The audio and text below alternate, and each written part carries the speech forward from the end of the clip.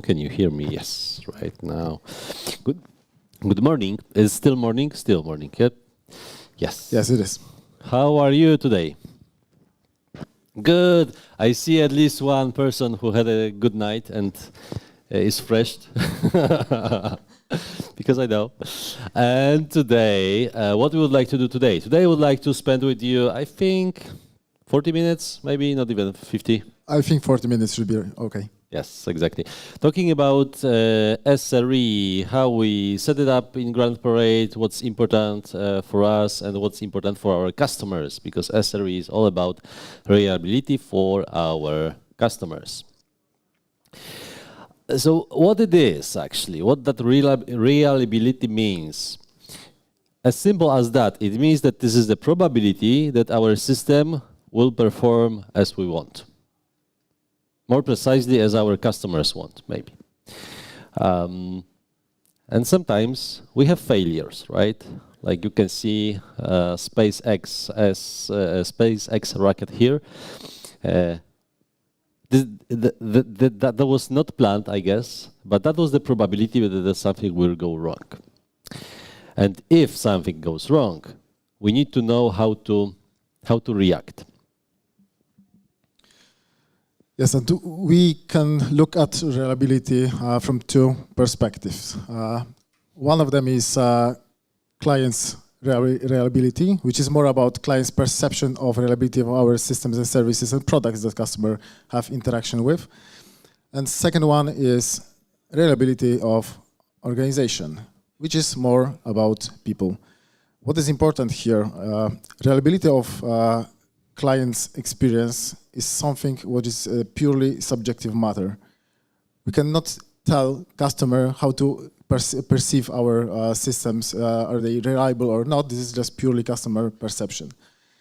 But there's connection between those two areas. We'll mention that a bit later. Going a bit deeper, when it comes to systems reliability, product services systems, it's more about the technical area. So we are talking here about all the technical abilities and capabilities that companies have to deliver products, services to customer. So this is all about architecture. This is all about all the tool set. This is all about our systems, applications, virtualization, whatever, but including also UI, UX designs. And another area is organizational reliability, which is more about people. When it comes to people, we are talking about employees, their attitude, their skills, their approach to work, their mindset. We are talking about knowledge that those people have. We are talking about knowledge that the company built and no company wants to keep. And very important aspect, processes and procedures. So this is the way how our organization actually deliver value, deliver changes to customer. Definitely, because the change is inhibited in our IT environment from the need of the business needs, right? So developers want the change because we love to implement some features and then deploy to production very quickly. On the other hand, operations guys want the stability, stable environments, stable systems, and being ready to observe the systems while they are working. And SRE sort of combines both too. So SRE want stable change, right? So we would like to change and we love change, but at the same time, SRE want to provide you stable systems. So the SRE engineers, they do some practices like we'll talk later. One example is Chaos Monkey, for example, that we'll explain later. And they have the stable change environment. That's our goal. So we are talking about reliability that we want to achieve, obviously, but there are serious consequences of low reliability, either product reliability or organizational reliability. We may end up with really unhappy customers because if we have low quality of our services, low quality of products, unreliable products, obviously it will impact customer experience very negatively. And we will not earn money at the end, right? Exactly. Obviously, we are losing reputation. We are potentially losing markets. Customer, and we just losing money, revenue, right? Another aspect, organizational revenue, also have very serious consequences because we are talking about employees, frustrated employees who deal with problems, sometimes very difficult problems every day, sometimes repeating problems every day. It causes a lot of pressure on the people, and pressure coming from the business actually, because those people burn energy, burn time, burn money on firefighting rather than delivering real value to customer. At the end, actually, we may end up with people leaving the organization, right? Because of those factors, because of frustration and pressure. Basically, if you don't want to be woken up in the night to help the system be up, you need to have some SRE practices implemented. Yeah, but what actually causes low reliability? The change. Magic word, right? But if potentially, if the will be not be implementing the change in our systems can be secured. But we have a lot of changes in our software development world. We have a change of the code. We love that. That's one thing. We have the change in the infrastructure. We love that as well, as long as it's in the cloud, right? But our top executives love it as well because they can reduce, for example, the amount of the servers or the instances in AWS and get money back. Then we have change of traffic. Once our customers are happy with our solutions, we have more and more people interested in our solutions, and then traffic is higher and systems can break. And last but not least, and I think recently very first, the change in the organization. If you observe the acquisition of the organization or merger of the organization, or even some reorg inside the organization, that's the change. And obviously, this is a change of the structure and change for people who may or may not be happy. But as a consequence, if we lose people, then systems will be not stable. Because, for example, knowledge can leak through people who are leaving. So if a change is something would actually cause disruption, problems with quality, with reliability, can we just avoid changes? Yes, not, no, no. That's true, actually. Heraclitus has said that the only constant in life is change. So actually we go through changes all the time, right? It's pretty obvious.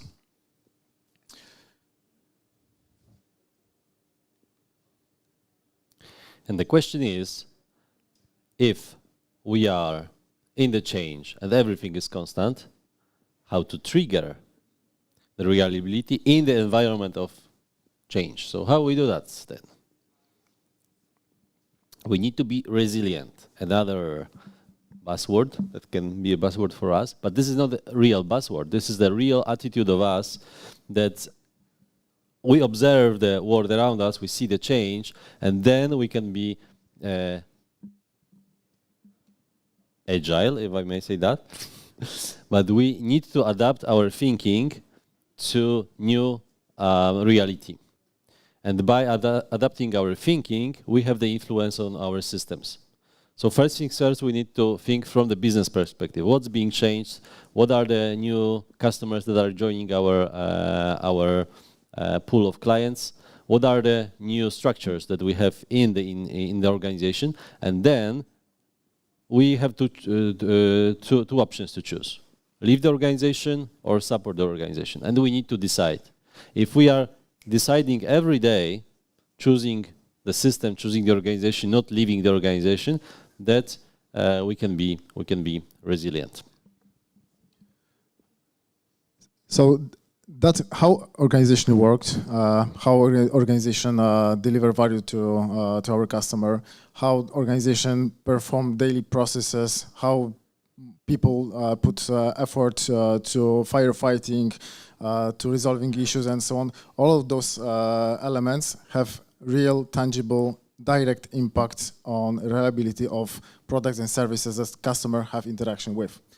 Another way around, service reliability, so products reliability, is a reflection of organization reliability. And the connection is really direct and immediate. Is it really? Yes, it is. And we know it from this guy, Mel Conway. Anyone of you heard about Mel Conway? So one brave guy, 2, 3. Yes. Mel Conway is quite senior guy, as you can see, senior developer. And he's very active, he's very energetic and active on Twitter, still active on the market. He owns many technical companies, he set up a couple of startups. He's a techie guy. And he said something like this, that organizations are constrained to produce designs which are copies of the communication structures. So basically, long story short, if you have the structure of the people, let's say component teams, right? Component teams, if you have one team of developers, one team of operations, one team of UX, most likely, sooner or later, the architecture will have the tendency to be a monolithic architecture. On the other side, if you have teams that are feature teams, one team consists of UX, developers, front and back end, databases, and so on, and operations guys, if we are talking about DevOps, this team or this architecture of the company can produce microservice architecture. Obviously, this is not like one-to-one, we need to have the plan, but that's the tendency. Because tendency is between the relationship with people. If people are speaking to each other, they will produce, and find a common goal, they will produce something meaningful. If we have just developers speaking to each other and no UX, you know what will happen, right? We will have beautiful and very functional product, but maybe not so beautiful. So that's about that. So if we would like to have SRE implemented, we need to think first from the organization perspective, who is SRE engineer, what is the team that he or she will be working in, and how to design the organization. So if we know that, let's focus on the other aspect. What we do in the high reliable organization to be such. So there are several critical areas. We can call them like principles of highly reliable organizations. So elements that organizations should really focus on if they want to achieve high reliability of either organization or services.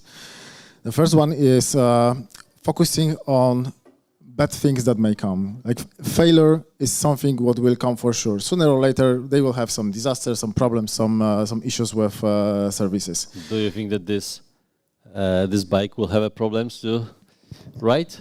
I would love to try. Try to predict that. That's the point, actually, right? So such an organization should look at data, metrics, analytics to observe how the system behaves. Obviously, they have to first understand the customer expectations. Then understanding of the systems, services is a key thing to catch all the symptoms and details that may tell an organization that here or there we may have an issue, right? And it's all about mindset, actually, and specific elements of culture that organization should build. There's another buzzword like improve everything. So this is like kind of mindset that companies should implement. Sounds like AI. Almost like that, right?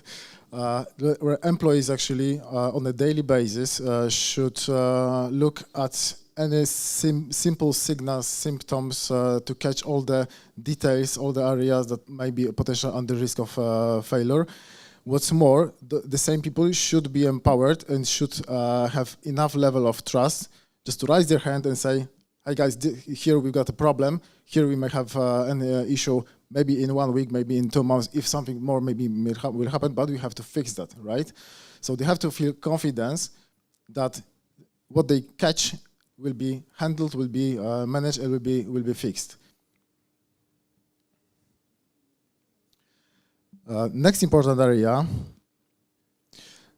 is reluctance to simplify.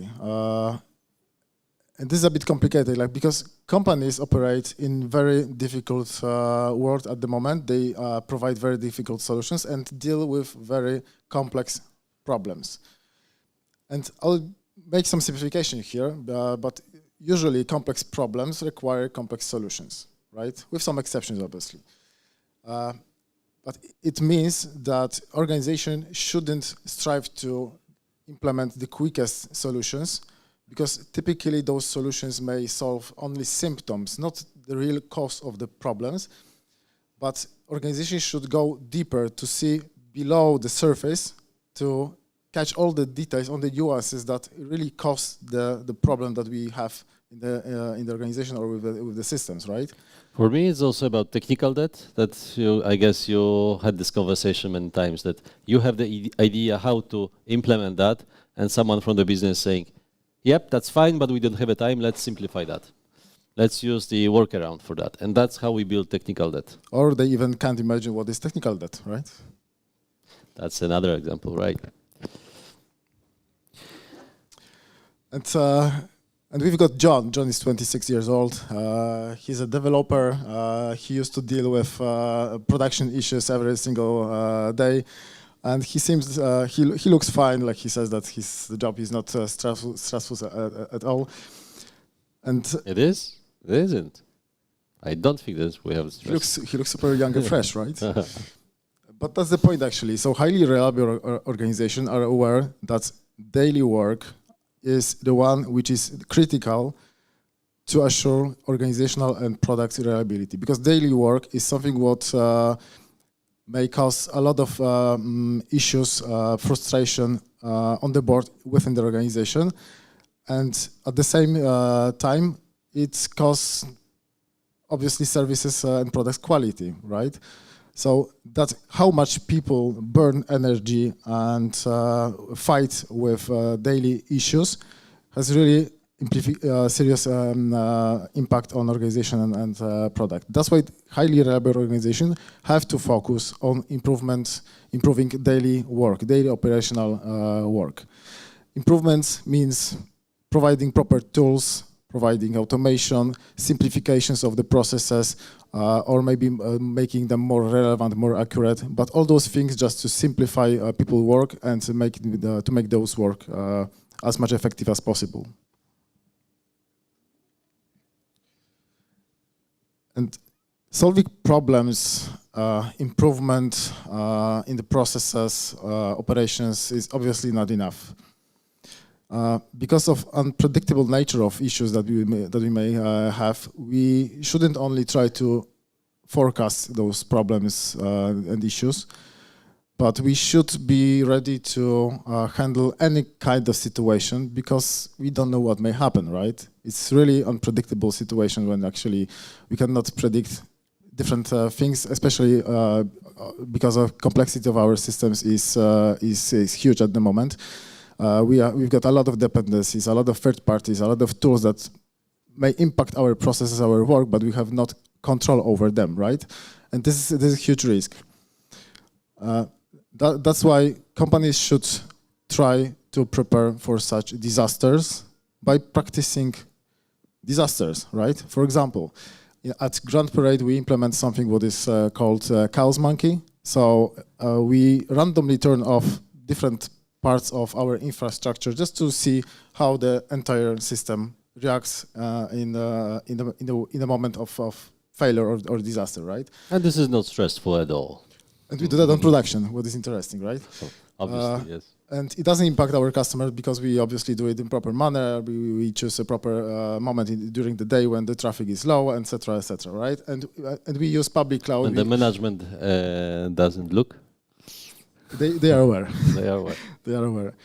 But we really do that, and it gives a lot of information how our system behaves, and we are sure that our system are really able to cope with many different situations.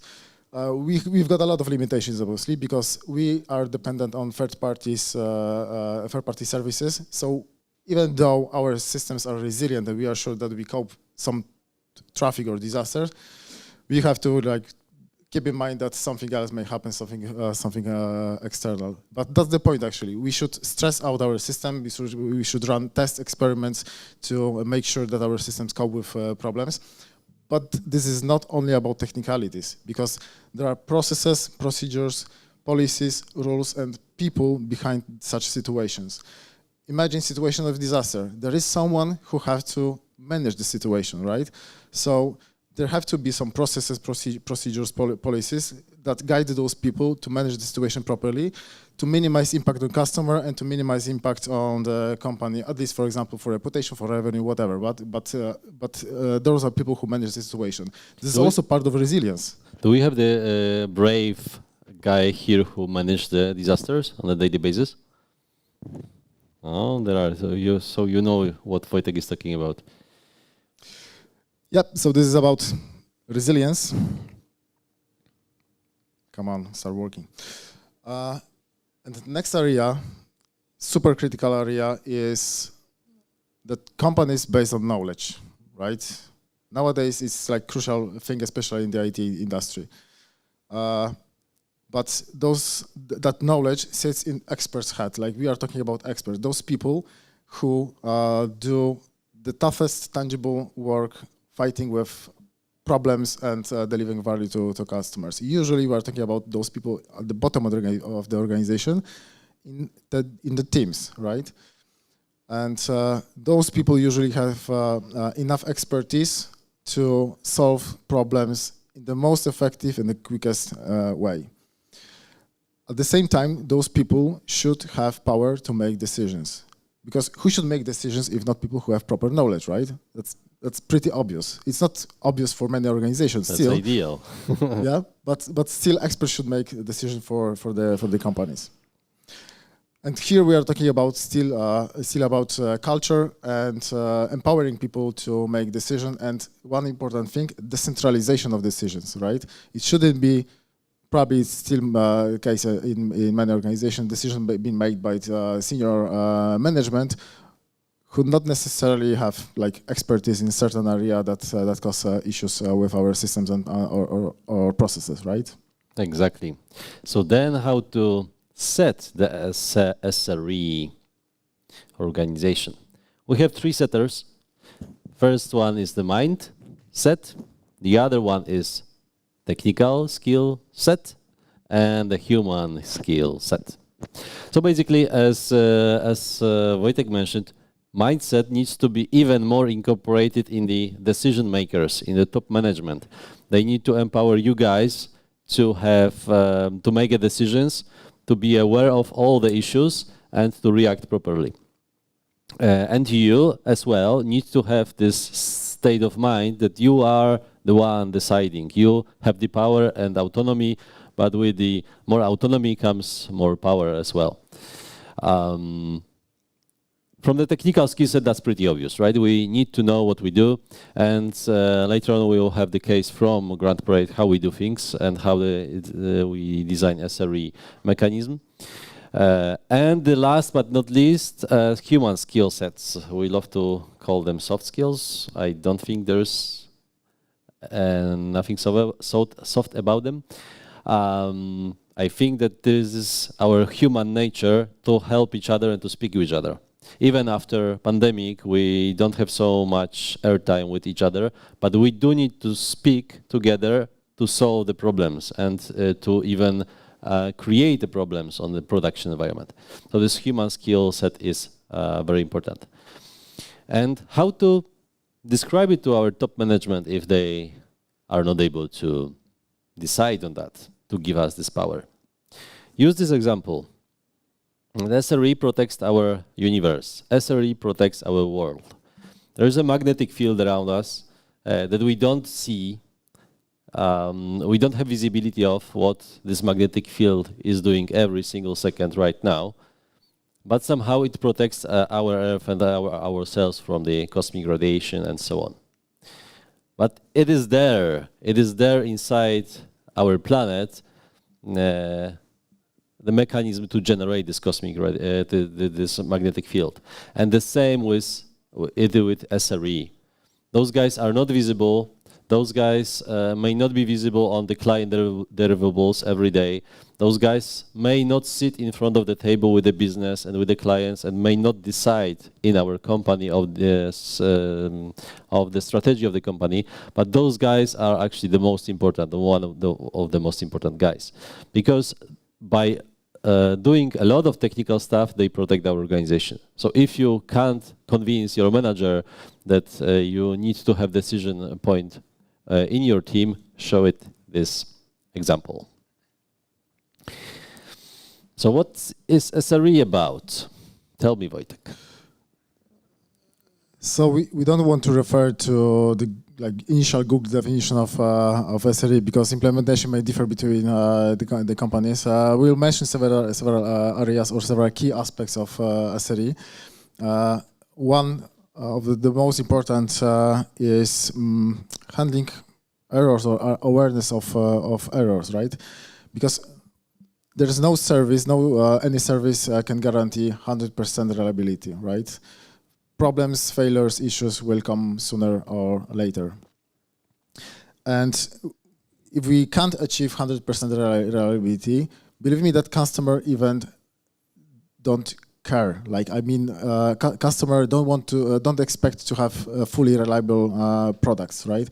Probably customer would not notice if you have like 99% reliability, whatever that means, comparing to 97%, because probably the customer experience will be still the same. Maybe someone would notice, but right. It depends on the domain as well. How what's the important priority of the transactions we do, but you are right that most likely it is important for the customer to have the services available, but there is a slight window that we can observe downtime. Exactly. At the same time, you have to be aware that reliability is a cost for organization and very often very significant cost. So that's why from organization perspective, high reliability, is it 100%, 95%, really makes a difference from cost perspective. So where's the point actually that we should keep proper level of reliability of our systems at the same time to be cost effective and to know how much we should invest in reliability and quality of our products. And SRE comes here with something what is called error budget. Error budget is the point telling us that this point is where customer satisfaction from our services is correct, is right, is expected, and as we desire. If we have less errors, obviously the situation is super comfortable for us because customer is happy. We do not overspend on the quality and reliability of services and products. But above the threshold, above the error budget, we know that there are problems, probably impacting customer. At the same time, we should probably stop further development, delivering features, values to new value to customer, but just improve our services, fix our services to go again below the error budget, below the threshold, right? And this is super important metric for the companies to manage customer experience as well as our costs and approach to handling errors and problems. No, not to overspend money, basically. That's what we would like to have. And the other aspect is user expectations. So how we can then think about user expectations when they use our systems. We have three domains or three levels of user expectations. We have the promise that we give them, that our system will do this and that, and you will have the access 24 hours per day or whatever. Then we need to define objective for ourselves, how we will achieve that, and then we need to measure what's the outcome. And that's the magic SLI, SLO, and SLEs. Have you heard about these terms? SLI, SLOs, SLEs. I see some noddings. Yes, that's good. So this is about promising something, then defining what we will do to achieve that, and then measure when we will achieve that. And why do we need that? Because we need to limit our cognitive effort. This is the unconscious competence that we can have as engineers to constantly doing those three checks if our systems are doing it on a good way and are available. So if we have dashboard in Kibana, Grafana, whatever, we can constantly think about where we are, what's our availability, what should be done, and so on. And we need to limit this effort and making sure that our brain have the capacity to seamlessly checking where we are. And the word of the day, curiosity. Yes, because we should understand how our systems behaves against customer expectations, right? And to be able to effectively resolve issues, we have to understand a lot about our services, our infrastructure, etc., right? And here SRE comes with monitoring, proper data, proper maybe analytics, proper dashboards, just to simplify the complex world of logs of all the architectural or cloud nuances, just to have good visibility into the data to understand how the entire system behaves. And with monitoring, it's also just a tricky thing, because if you have not enough data or irrelevant metrics, irrelevant visibility into the data, we are not able to make proper, accurate decisions about our services and systems, right? And we may miss symptoms of failures, we may miss potential risky areas. At the same time, another way around, if we have too many data, if you have irrelevant metrics, if we are overloaded by parameters, data, logs, and so on, the picture gets blurry, right? So we cannot get the most important elements from our systems that are critical for us and for customer, obviously, to manage, right? And we are not able to provide proper solutions. Again, here, cost is also a key part, because monitoring is a cost, and it is very significant cost, to be honest. That's why we want to minimize a number of information logs that we store from our services. At the same time, it has to be effective, right? So here we have to find a balance, and there is no one recipe for that. But each company should find the point when the data are relevant, at the same time cost effective. SRE should support building, again, mindset, let's call it like this, to automate everything in the organization. Automation is all about performing operations, performing some processes without human interaction, right? Automation should be actually every single operation that is repeatable and end up with the same result. Obviously, desired the same result. We may automate a lot of things in our IT world, starting from testing, obviously releases, deployments, but we can automate creating documentation. We can automate a lot of processes, data transformation, whatever, right? The benefits are sending emails and being on the meetings. Being on the meetings, one-on-ones, not really. Let's automate the one-on-ones. Yes. However, a lot of benefits comes with automation, because we may have lower effort on doing typical processes. We have consistency, we have predictable results of the processes. So this is something what is super important for the organization effectiveness. But there are elements, there are processes, there is work that human factor is key. And we cannot automate some things because just there is a human factor, human work needed to complete some tasks. But still we expect to keep the results on a certain level, obviously high quality, right? And to have consistent results across the company. And here SRE comes with standardizations. And SRE should be a standard keeper for many things, for many processes. Actually, where human factor may have critical influence, because if you have a task A that person can do, each person may do the same thing in very different way, right? So we want to have consistent the same result. Standardization may be around documentation, maybe around monitoring, maybe around managing configuration, whatever, right? But in the organization, this critical element also. And now the kissing time, right? It's keep it simple, stupid. So as sounds as it is, we need to think about not over-engineering things. Keep it simple as it is, as we can, the simplest way we can. We will reduce the cost. We will reduce, first things first, our time and our cognitive capacity.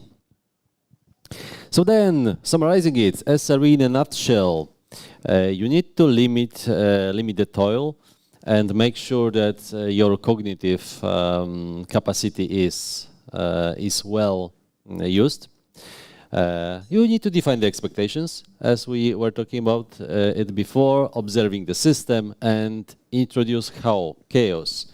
Introducing chaos is very hot topic nowadays, as Wojtek said, not only in Grand Parade, but in the whole IT industry. And then based on that, we can then reflect and see where we are and what we do. And we would like to show you one example that our SRE team implemented in the recent days. Our company is all about like betting, gambling in the UK market, obviously, not in Poland. And there's one specific event called Grand National, which is a single horse race in the UK. But it's a special event when a lot of people just go there to the stadium to watch the race and place bets. And from our perspective of delivering platforms tools for those customers, this is a very stressful moment because we have a lot of customers and a lot of traffic on our systems in a very short period of time. Important thing is that we can't scale our systems normally to handle the spikes in the traffic because of third-party dependencies, right? Even though we scale, third parties would die. So we cannot do that, right? This is a critical factor. That's why we came up with virtual waiting room. So we decided to put our customers to a queue just to limit the loads on our systems so that we and our third parties could handle the traffic in a normal manner. At the same time, to assure that customer experience, the customer can reach the service to get what they want.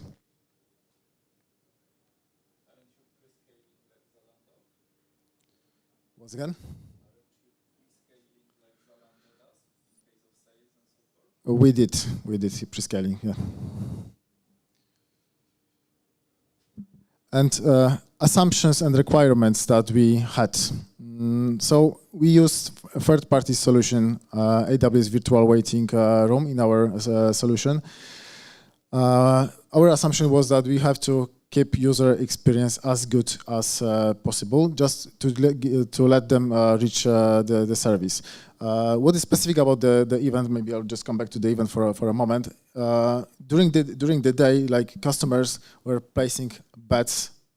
Normally, it was like distributed for a pretty long period of time, but after the event, a lot of people, all those people who placed bets, wanted to see the results, and that was the moment actually of the biggest spike of the traffic, right?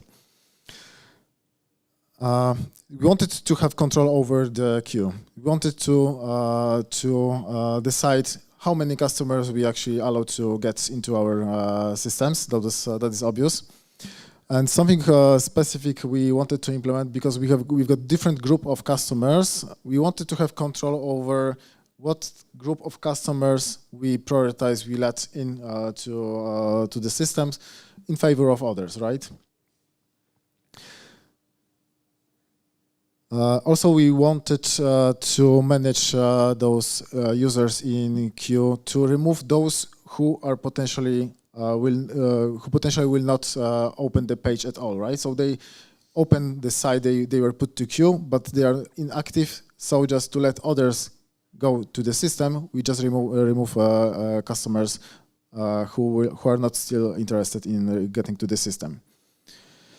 And one specific element for us is that just we wanted to have access to our websites from within the organization without the queuing mechanism, so that we can just easily check out from our side if the entire page works and the system works, right? That's pretty obvious. And this is like simplified draft of the solution. Not sure if this is visible for you. Like the entire concept is pretty straightforward. Like when user hit the page, there's a lambda that decides if customer is allowed to get to the page or should get to the queue. This is on the left-hand side, right? Mm-hmm. And each customer reaching the site, they've got unique request ID. With unique request ID, we are able to check if the customer has a proper JVT token, which is allowing a customer to get to the page.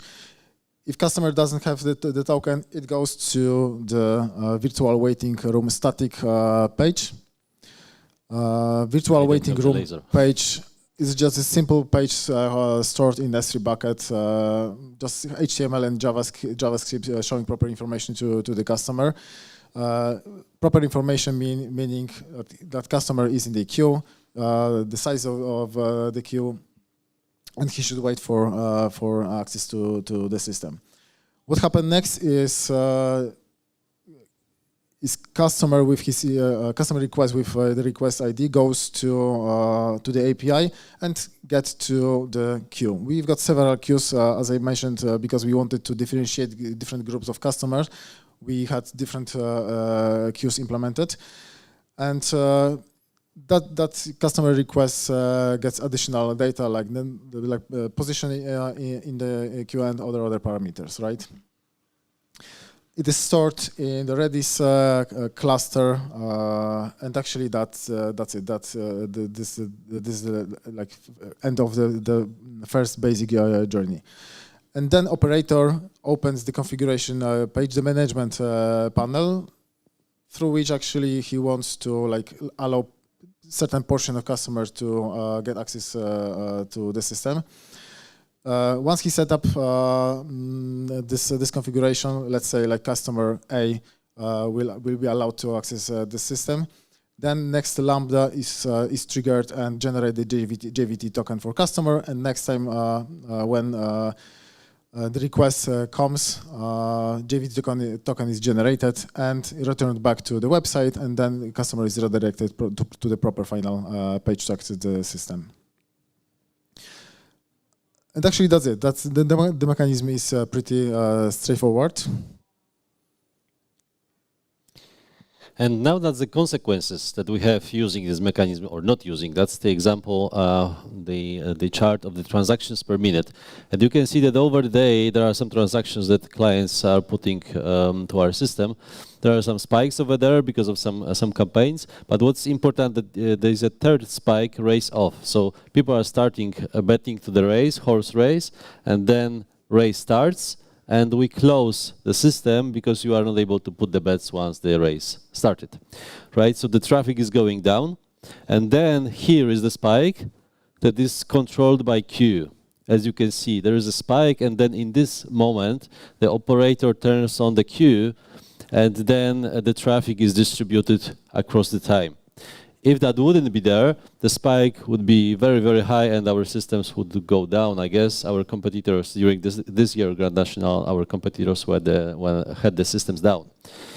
And a similar thing on the number of customers that are logging to the system. Again, during the day, there are people logging, placing the bets.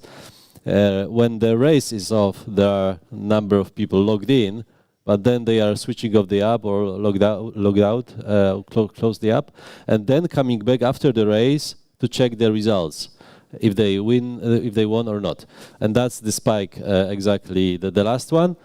And again, this is the place here when the operator decides to turn on the queue.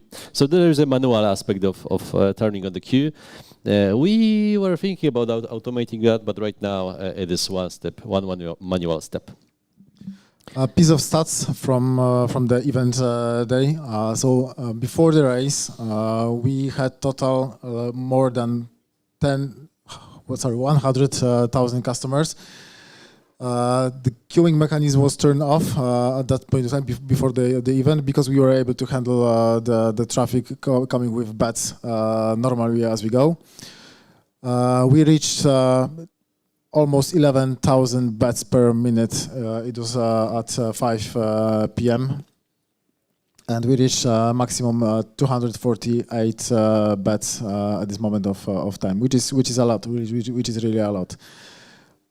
Post-race, when the queuing mechanism was turned on, we had lower number of customers on the site than it was before, because we wanted just to have our systems performing in a very effective way. At 5:39, the queuing length was more than 200,000 of customers. And in total, we were able to handle 630,000 customers with the queuing mechanism. And queuing mechanism was turned on only for 35 minutes. There was no need to have it longer, because I said right after the event, a lot of people just wanted to check the results, and the queue was loaded with people. We had plenty of customers, but we effectively reduced the queue in 35 minutes, and after 35 minutes we were able to just open the traffic, normal traffic to the website without any issues. Key success factors. Why actually it happened successfully? First of all, we had to understand the nature of the event and behavior of our customers. This is what I described. We knew when the certain traffic, the certain spikes will happen. We could predict how many customers we expect, because we have past experience from previous years, so we know more or less how many customers would reach our services. We had to run proper testing before the event, right? Because the entire waiting room mechanism was implemented this year before the event. Like, it was the second version. Like last year, we had a bit worse version of this mechanism, but we have to prove that the waiting mechanism work properly with our system. So we perform load testing with the mechanism turn on, turn off, with managing the queue in different ways, so that to be sure how to do that properly on the event day. Monitoring and metrics, this is something obvious, right? So we have to see how our systems behave, what is the load, how our services cope with the traffic, and accordingly to that we could decide how many customers to let into to the systems from the queue, or why should we stop, right?